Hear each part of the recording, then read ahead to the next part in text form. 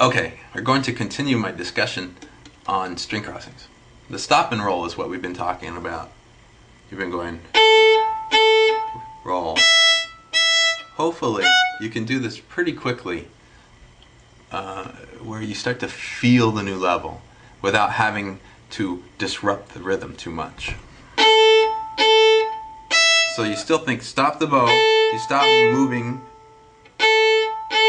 find the new level. That way you're not practicing with tremendous gaps in the tempo or the rhythm, which is its own problem, and then you have to eliminate that. So I think the last thing I was showing you was Song of the Wind. Right, and we just did it over and over and over. What you'll find as you start to do it more and more and a little more quickly, and I recommend using a metronome, or if you're a parent working with a young student, maybe clapping your hands, dum, bum, bum, then you might increase the speed just a little bit so that you're forcing them to go a little bit faster. Now remember, they're using small bows, or you as a student are using small bows. You don't want to get into a lot of bow right now. Find your new level. But as you start to increase tempos, you have to reduce the geometry. So there's something called the E string side of the A. I'm in the middle, I go towards the E, but I don't hit the E. Back to middle, towards the D string side would be the D string side of the A. I didn't hit A. Right now we're just working with the A and E, so we have the E string side of A string. And on the E we have the A string side of the E string. So it's a reduced angle. You don't have to go as far.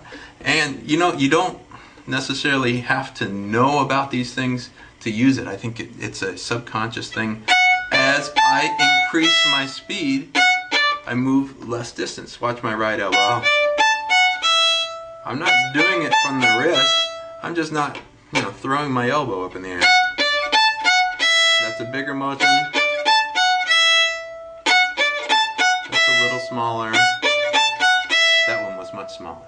So you are playing in the middle, almost thinking between the two strings with just a subtle amount. It's still the full arm moving. I do not go up and leave the elbow behind, but it's playing on the inner side. Make sense? And you should then learn say you make a practice bracket out of a string crossing that's giving you problems.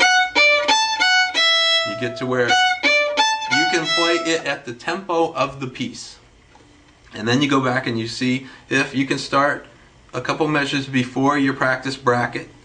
In this case I'll start at the beginning, but don't always start at the beginning. Then the beginning is always good and it gets weaker and weaker. Just go back a couple measures. Force yourself to learn how to start in the middle of a piece. But here, see that string crossing? We're using small bows in the middle. We're not playing into the string or anything. It's just short bows. Understand? So you're reducing the geometry. Good luck.